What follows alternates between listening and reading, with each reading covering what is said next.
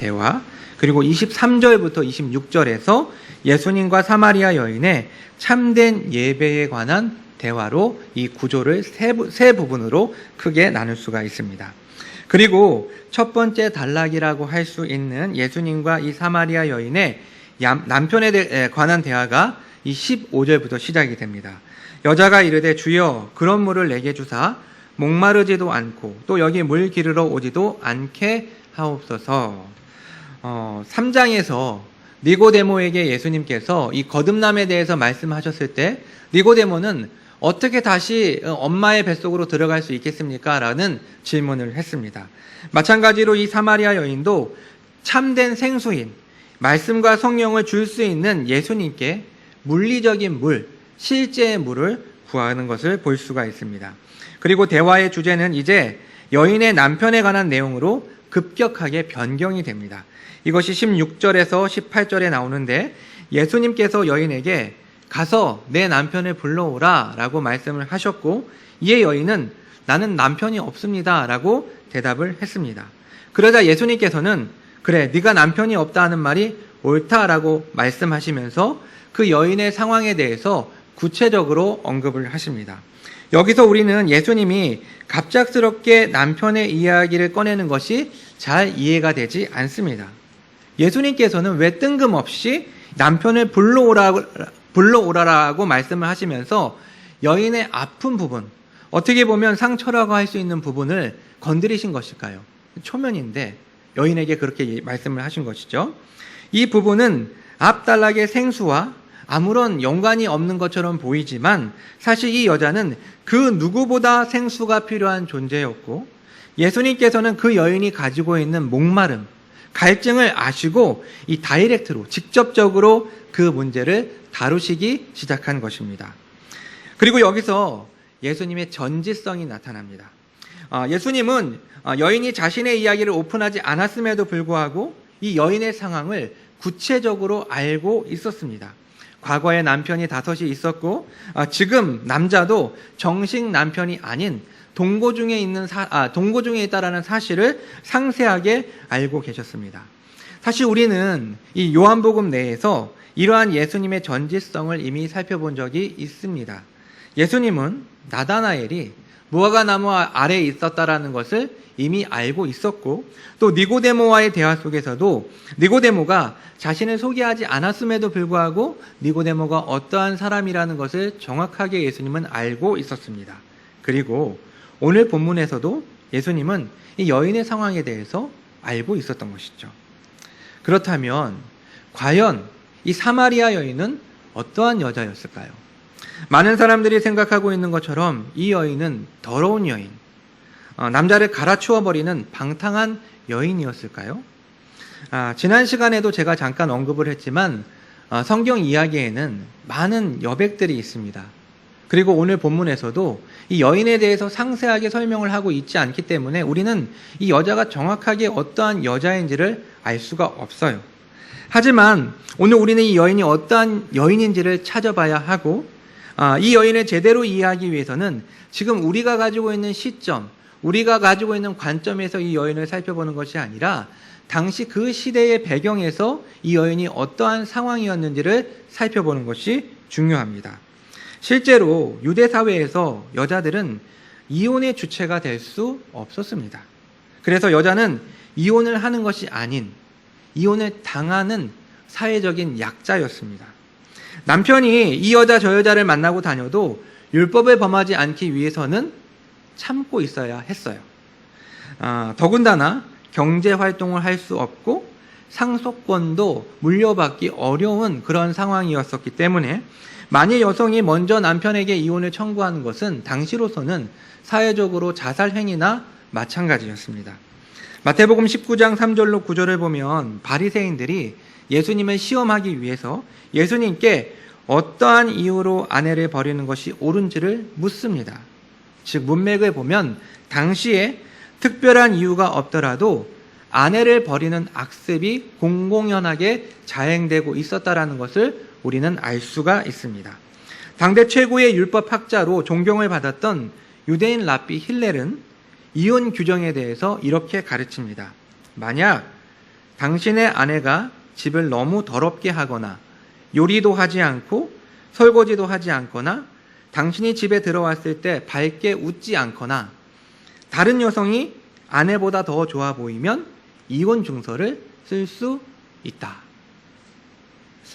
저는 굉장히 놀랐는데 별로 이렇게 놀랍지 않은 것 같은데, 굉장히 얼토당토한, 정말 이해할 수 없는 터무니없는 그러한 이유로 이혼을 그 당시에는 할 수 있었던 것이고, 그 주체가 여성이 아닌 남성이었다라는 것을 우리는 이 문맥을 통해서 알 수가 있습니다. 그럼 이런 당시의 사회적인 배경에 대한 이야기를 듣고 난 이후 이 여인을 한번 생각해 봅시다. 여러분 한번 이 여인의 이미지를 한번 상상해 보세요. 어떠한 이미지가 떠오르십니까?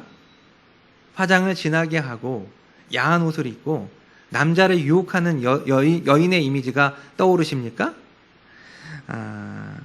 뭔가 잔뜩 주눅이 들어서 눈치를 보는 불쌍한 여인의 이미지가 떠오르십니까? 저는 이 후자의 이미지가 떠오릅니다. 결국 이 여인은 그 이유가 어떠한 이유인지는 분명하게 알 수는 없지만 지난 5명의 남편에게 버림을 받았고 지금 함께 살고 있는 이 남자와도 정상적인 상태가 아닌 동거를 하고 있었습니다. 그러니까 이 여인은 남자가 좋아서 계속해서 남편을 갈아치운 것이 아니라 경제적인 능력이 없었기 때문에 살기 위해 결혼을 했지만 결국에는 일방적으로 이혼을 당했고 지금까지도 안정된 생활을 하지 못하고 있었습니다. 그래서 이유가 어떠하든 이 여인의 순탄치 못한 과거는 주변의 사람들로부터 수군거림과 비난 그리고 조롱거리가 되었을 것입니다. 그리고 예수님은 이 비참한 여인의 상황을 정확하게 꿰뚫어 보고 있었습니다. 그래서 현재 이 여인이 겪고 있는 영적 필요를 채워주시기 위해 그녀가 갖고 있는 가장 은밀한 부위를 건드리셨습니다. 그리고 비로소 여인은 예수님이 특별한 존재라는 것을 알게 됩니다. 자신의 문제를 정확하게 꿰뚫고 있는 예수님을 향해 여인은 예수님을 향해서 선지자라고 이야기를 합니다. 19절이 그것이죠. 여자가 이르되 주여 내가 보니 선지자로소이다. 물론 여기서 여인이 예수님을 선지자라고 말을 했지만 그녀가 온전하게 예수님을 이해한 것은 아니었습니다. 게다가 모세 오경만을 정경으로 인정하는 이 사마리아 사람들이 선지자에 대한 정확한 이해를 갖는 것은 만무했습니다.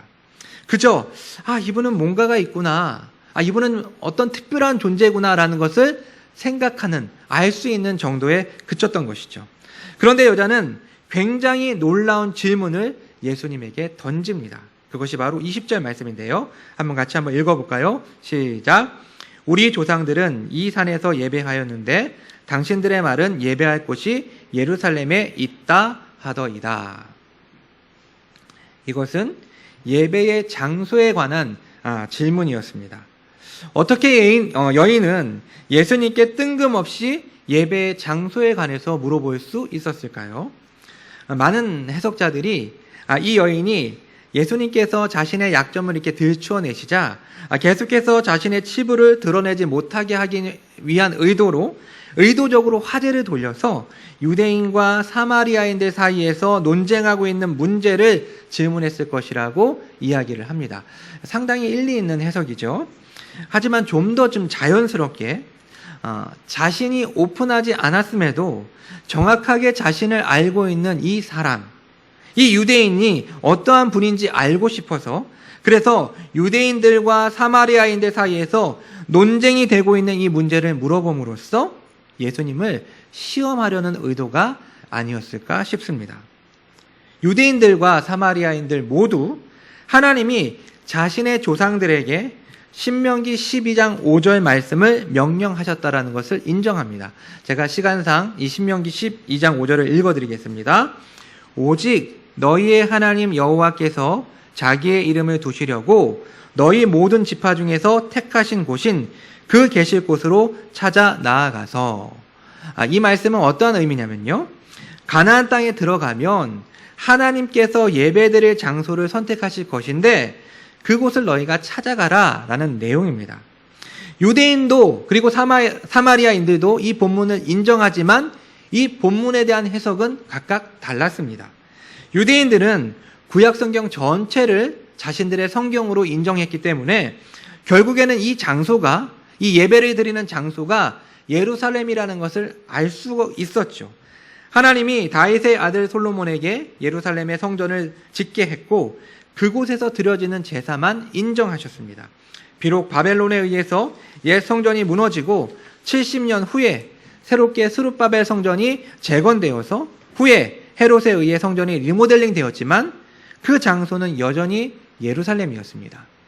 하지만 사마리아인들은요, 모세 오경만을 정경으로 인정했기 때문에 예루살렘을 성전 장소로 인정하지 않았습니다. 그래서 신명기 12장 5절에서 말씀하고 있는 장소를 찾기 위해 오경을 뒤져보았더니 세겜, 창세기 12장 6절로 7절에서 나와 있는 이 세겜이 아브라함이 가나안 땅에 들어와서 최초로 제단을 쌓은 곳이라는 것을 알게 되었고, 또 신명기 11장 29절과 27장 12절에서 그리심산이 출애굽 후 이 가나안 땅에 들어온 이스라엘 백성들에게 하나님이 축복을 선언하신 곳이 바로 이 그리심산이라는 것을 발견할 수 있게 되었습니다. 그래서 이러한 이유들로 인해서 사마리아 사람들은 그리심산이 성전이 설 수 있는 유일한 장소라고 생각했습니다. 물론 사마리아 사람들이 생각했던, 그리고 그곳에 성전을 지었던 이 성전은 주전 128년에 잠시 동안 이루어졌던 유대인 독립국가였던 하스모니안 왕조에 의해서 파괴가 되었어요. 하지만 예배의 장소가 예루살렘이냐 아니면 그리심산이냐라는 이러한 논쟁은 예수님 당시까지 유대인들과 사마리아인들 사이에서 심각한 논쟁거리였습니다. 이에 예수님께서는 여인의 질문에 대해서 답변을 하십니다. 21절입니다. 한번 읽어보겠습니다. 시작.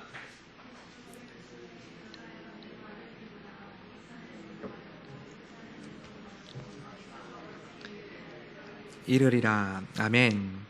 예수님께서는 먼저 여자여 내 말을 믿으라 라고 말씀을 하십니다. 이 말은 구원을 받기 위해 자신을 믿으라 라는 그런 말이 아니라 지금부터 내가 하는 말이 진리다, 내가 하는 말이 참이다 라는 것을 강조하기 위한 표현입니다. 이제 예수님은 이 여인에게 중요한 진리를 말씀하십니다. 곧 아버지께 예배할 때가 이를 것이라는 말씀인데, 여기서 이 때라는 것은 원어에서 호라라는 단어가 사용이 되었는데, 이 호라라는 이 단어의 용법은 두 가지였습니다. 첫 번째는 예수님께 적용될 때는 이 호라라는 이 단어 앞에 정관사 회가 붙어서 호라, 그러니까 영어로 치면 the time, 그때라는 말로 번역이 될 수 있었는데, 성경에서 이 호라라는 이 말은 대부분 예수님의 죽음과 예수님의 부활과 예수님의 재림의 때를 의미했습니다. 그리고 두 번째로 정관사가 붙지 않는 그냥 호라라는 단어가 있었는데요. 이 호라는 그냥 때로 번역이 되었고, 이것은 예수님 때문에, 예수님의 때 때문에 신자들에게 미치는 때를 의미합니다. 지금 복잡하죠? 예수님의 때 때문에 신자들에게 미치는 때가 호라, 정관사가 붙지 않는 호라라는 그러한 의미죠. 그러니까 오늘 본문에서는 이 두 번째 용법이 사용되어서 예수님을 통해서 새롭게 예배의 때가 도래할 것이고 예배의 때가 시작될 것이다 라는 그런 의미입니다. 결국 예수님은 바른 예배의 장소를 묻고 있는 이 여인에게 이제 예배의 장소가 중요한 것이 아니라 예배의 때가 중요하다라는 것을 말씀하신 것입니다. 그리고 계속해서 예수님은 22절을 말씀하십니다. 너희는 알지 못하는 것을 예배하고 우리는 아는 것을 예배하노니 이는 구원이 유대인에게서 남이니라. 여기서 예수님은 유대인과 그리고 사마리아 사람들을 구분하십니다. 예수님께서 이 말씀을 하신 것은 민족들을 차별한다라는 그런 의미가 아닙니다. 오히려 이 말씀은 모든 인류가 성경과 메시아에 대해서 바르게 이해해야 한다라는 것을 말해줍니다. 그래서 본문 안에서 사마리아 사람들이 알지 못하는 것을 예배한다라는 의미는 그들의 혼합주의에 대한 경고입니다. 즉 사마리아 사람들은 유대인들과 이방 사람들과 이 혼혈 민족이었죠. 그런데 종교적으로도 이방과 혼합되었기 때문에 정통에서 벗어나 있었고, 게다가 오경만을 자신들의 성경으로 믿었기 때문에 하나님을 온전히 제대로 알 수가 없었고, 하나님을 제대로 알 수 없었기 때문에 하나님께 제대로 예배를 드릴 수가 없었습니다. 반면에 유대인들은 모세 오경뿐만 아니라 역사서, 시가서, 선지서를 온전하게 성경으로 인정을 했고, 이러한 성경을 통해서 하나님을 제대로 바르게 이해를 했고, 하나님을 바르게 이해했기 때문에 바르게 예배를 드릴 수 있었습니다. 그래서 유대인들은 아는 것을 예배한다라고 말씀을 하신 것입니다. 또한 여기서 구원이 유대인에게서 나온다라는 이 말은 메시아가 유대인으로부터 나온다라는 것을 의미합니다. 여러분, 요한복음 내에서 요한은 유대인들에 대해서 상당히 부정적으로 기술하는 면이 많았어요. 하지만 하나님의 계시에 있어서 요한은 유대인들의 중요성과 우선성을 부인하지 않았습니다. 그래서 유대인들 중에서 태어난 메시아는 온 인류의 메시아가 되어서 구원이 유대인에게서부터 나왔지만 이제 온 민족에게 미치게 된 것입니다. 그리고 이제 오늘 본문의 마지막 단락 23절로 26절입니다.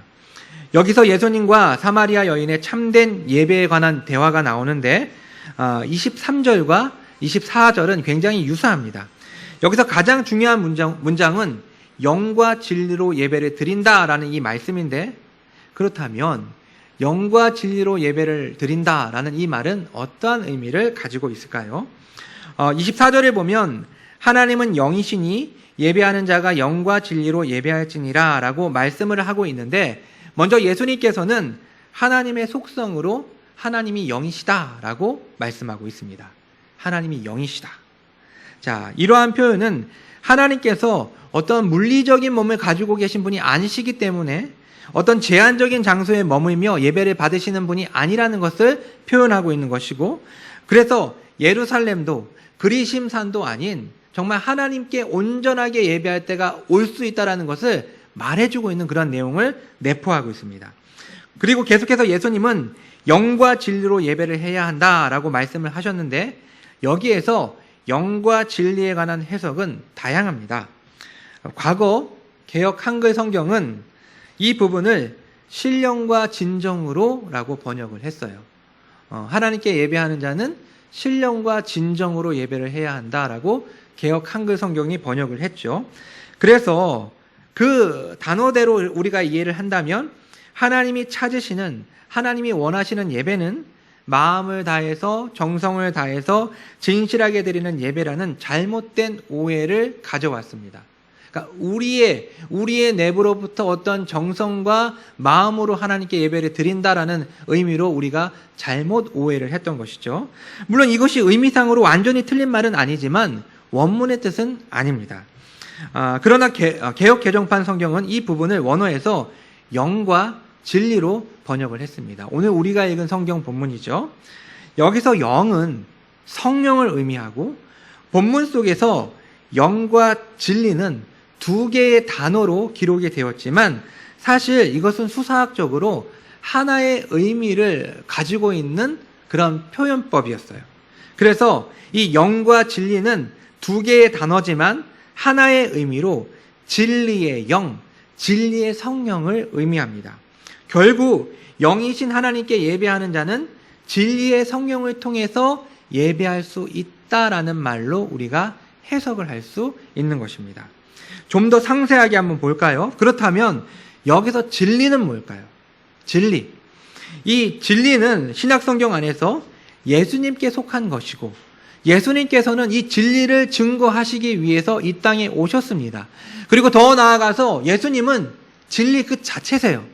예수님이 곧 진리세요. 결국 영과 진리로 드리는 예배는 성령님과 예수님 안에서 드려지는 예배로 이해할 수가 있습니다. 결국 성령은 하나님의 영으로도 예수님의 영으로도 우리가 불려지기 때문에 문자적으로 영과 진리로 예배를 드린다라는 이 표현은 성령과 진리 대신 예수님을 통해서 예배를 드린다라는 말로 우리가 이해할 수 있습니다. 다시 한번 정리해 볼까요? 성령과 진리 대신 예수님을 통해 예배를 드린다. 이제 예수님께서는 이와 같은 설명을 여인에게 하셨고, 이 설명을 듣고 여인은 예수님께 말을 합니다. 25절입니다. 여자가 이르되 메시아 곧 그리스도라 하는 이가 오실 줄을 내가 아노니 그가 오시면 모든 것을 우리에게 알려주시리이다. 여인은 그가 오시면 모든 것을, 여기서 여인이 말하는 모든 것이라는 것은 성전과 예배를 의미합니다. 그 메시아가 그 모든 것을 알려줄 것이라며 사마리아 사람들이 기다리고 있는 메시아에 관해서, 메시아에 대해서 예수님께 말을 합니다. 아마도 여인이 말한 이 메시아란 사마리아 오경에 기록되어 있는 모세와 같은 선지자를 의미하는 것이고, 사마리아 사람들은 이 메시아를 타헵이라고 불렀습니다. 정확한 이해가 아니었죠. 하지만 예수님께서는 여인의 이와 같은 불완전한 이해 속에서도 26절에서 그 메시아가 자신이라고, 내가 그라라고 분명하게 밝히십니다. 즉, 이 모든 예배의 변화, 이 예배의 개혁을 가져오는 참된 메시아가 자신이라고 예수님은 분명하게 드러내십니다. 말씀을 정리해 보겠습니다. 요한복음 4장 4절에서 사마리아를 통과하여야 하겠는지라 라는 말씀이 기록되어 있습니다. 예수님은 어떠한 경제적인 또는 시간적인 이유 때문에 사마리아 길로 들어가신 것이 아니라 어떠한 특별한 목적과 이유를 가지고 이 사마리아 길로 들어서셨습니다. 그리고 오늘 본문을 통해서 우리는 이 예수님의 의도가 이 여인을 만나기 위함이었다라는 것을 알 수가 있습니다. 이 여인은 불쌍한 여인이었습니다. 이 여인은 이미 5명의 남편으로부터 버림을 받았고, 그리고 지금 함께 살고 있는 남자도 정확한 완전한 혼인 관계가 아닌 불완전한 동거 상태에 있는 여인이었습니다. 오늘날의 관점으로도 쉽지 않은 인생이다라는 생각이 들 정도로 굉장히 가련한 여인이었죠. 그리고 당시 고대 사회에서 생존의 문제 때문에 남자에게 의존할 수밖에 없었고, 또 사회적으로도 이 여인은 주변 사람들의 곱지 않은 시선 속에서 철저하게 고립되어 있었을 것입니다. 그런데 예수님께서 이 여인을 만나 주십니다. 우연을 가장하고 우물가에 앉아있는 나그네의 모습으로 이 여인을 찾아와 먼저 말을 걸어 주십니다. 하지만 맨 처음 여인은 니고데모와 같이 영적인 문제에 대한 이 예수님에 대한 설명을 정확하게 이해하지 못했습니다. 그저 물리적인 물을, 그냥 생수를 달라고 요청을 했을 뿐입니다. 하지만 예수님께서는 그 여인의 목마름과 갈증을 아셨기 때문에 여인의 가장 약점, 아픈 곳을 건드리셨습니다. 처음에는 나는 남편이 없다라고 말하며 회피하려던 이 여인은 결국 예수님의 전지하심 앞에 자신을 오픈하고 드러내기 시작합니다. 이처럼 영적인 갈급함을 해결하기 위해서 우리는 주님께로 나아가 달갑지 않은 자신의 연약함 혹은 자신의 죄의 문제를 드러내야 합니다. 아무리 많은 예배와 기도로 주님 앞에 나아가더라도 자신을 오픈하지 않는 형식적인 종교 행위는 어느 정도 자기 만족과 심리적인 안도감을 줄 수는 있어도 절대로 근본적인 욕구, 영적인 갈급함을 해결할 수는 없습니다. 그런데 사실 놀라운 것은 예수님과의 대화 속에서 예배의 문제를 먼저 꺼낸 것은 예수님이 아니라 이 여인이었습니다. 사실 이 예배라는 주제와 논의는 이 여인과 대척점에 있는 정반대의 입장에 있는 이 3장의 니고데모와 더 적합해 보입니다. 니고데모는 유대인이며 성경에 능통한 바리새인이었습니다. 반면에 이 여인은 이방인과 다름없는 사마리아 사람이었고 여자였습니다. 그리고 사회적으로 철저하게 무시당하고 밟혀 있는 인생이었습니다. 때문에 예배와 같은 중요한 신학적인 주제는 이 사마리아 여인보다는 어쩌면 이 성경을 연구한 바리새인, 이 니고데모가 더 적합한 것처럼 보입니다. 그러나 예수님께서는 이 여인을 만나셨고 이 여인의 입을 통해 예배에 관한 이야기를 먼저 시작하게 하셨습니다. 이것이 시사하는 바는 분명합니다. 즉, 예배는 신학적인 논쟁과 논의의 대상이 아니라 인간의 목마름과 직접적으로 연결되어 있다는 사실입니다. 아까 본문을 정리하면서 이 여인은 어떠한 의도로 예수님께 예배에 관해 질문을 했는지 잠시 우리가 나누었지만 사실 이 여인은 정확하게 예수님이 누구인지 몰랐어요. 하지만 뭔가 특별함이 있는 이 유대인이 유대인들과 사마리아인들 사이에 과거로부터 내려오는 이 해묵은 논쟁, 예루살렘이냐, 이 그리심산이냐라는 이 논쟁을 해결할 수만 있다면 자신의 문제도 해결할 수 있을 것이라는 기대감을 가지고 있었던 것 같습니다. 결국 이 여인의 갈급함은 이 세상의 조건이나 어떠한 상황으로 채워질 수 있는 문제가 아니었습니다. 예수님의 믿음으로 주어지는 생수, 곧 성령과 계시의 말씀을 통해 해결될 수 있는 영적인 문제였고 자연스럽게 이 문제는 오늘 본문에서 예배와 연결이 됩니다. 그렇다면 오늘 본문 속에서 사마리아 여인과의 대화를 통해 예수님은 예배에 관한 어떠한 교훈을, 어떠한 가르침을 우리에게 주고 있을까요? 과거 예배는 예루살렘에서 드려야만 했습니다. 왜냐하면 그곳에만 하나님이 임재하고 있었기 때문에 예루살렘에서 드려지는 예배만이 공식적인 예배, 인정된 예배였습니다. 즉 과거에는 예배의 장소가 중요한 이슈였지만 이제 메시아이신 예수님이 오셨고 이때가 임했고 예수님께서 성령을 보내주심으로 이제 예수 그리스도를 믿는 모든 성도는 내주하시는 성령을 통해 성전이 되어 더 이상 예배의 장소에 얽매일 필요가 없게 되었습니다. 이것이 바로 오늘 본문 21절에 아버지께 예배할 때와 24절에 영과 진리로 예배함에 대한 결론적인 해석이라고 할 수 있습니다. 오늘 말씀을 좀 더 우리의 실제적인 삶에 적용을 해보겠습니다. 영으로 드리는 예배, 진리로 드리는 예배는 결국 예배라는 것이 삼위 하나님이 없이는 성립될 수 없음을 우리에게 말해줍니다. 예배의 대상이 되시는 하나님, 우리는 그 하나님께 성령을 통해 그리고 진리로 그분을 예배합니다. 이것은 지극히 당연한 이야기이지만 오늘날 얼마나 많은 교회당에서 하나님 없는 예배가 드려지고 있습니까? 화려하게 기획되고 빈틈이 없는 큐시트에 맞춰 예배가 진행이 되지만 도무지 성령의 역사가 파고 들어갈 수 없는 철저하게 감동 포인트까지 인간의 각본대로 진행되는 예배, 즉 감동이 은혜를 대체한 예배입니다. 또한 진리 대신 예수님이 증거되고 선포되는 것이 아니라 인간의 생각과 지식과 사상이, 최근에는 어떠한 인간의 느낌이 전달되는 강단에서 진리 대신 예수님은 간 곳 없고 성령은 안중에도 없는 예배, 그리고 이러한 예배들의 특징은 마땅히 돌려줘야 할 하나님의 영광을 소수의 카리스마가 넘치는 목회자들, 그리고 말재간에 있는 목회자들에게 돌려집니다. 이처럼 우리 주변에서 삼위 하나님과 전혀 관계가 없는 예배를 가장한 종교 행위가 일어나고 있는 현실은 참으로 가슴 아픈 일입니다. 여러분 혹시 이러한 교회를 경험해 보신 적이 있습니까?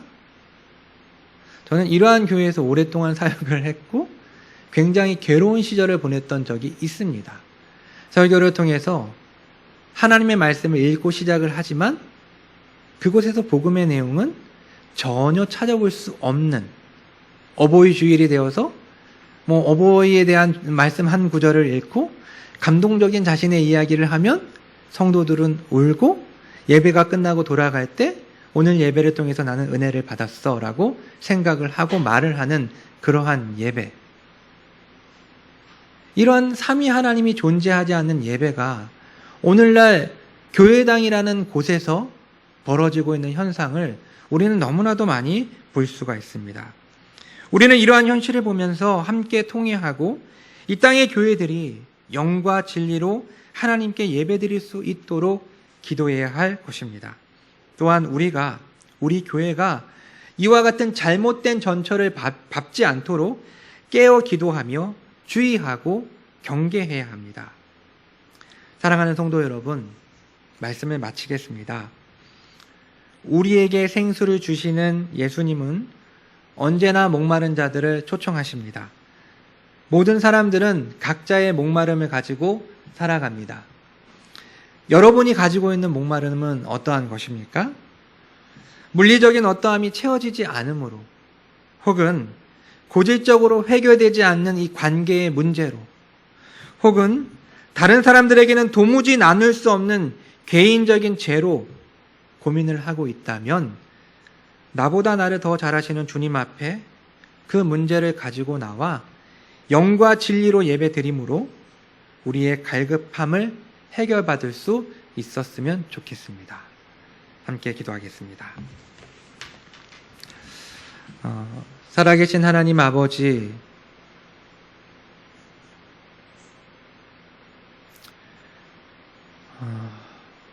우리의 예배가 영과 진리로 드려지는 예배가 되기를 간절히 소망합니다.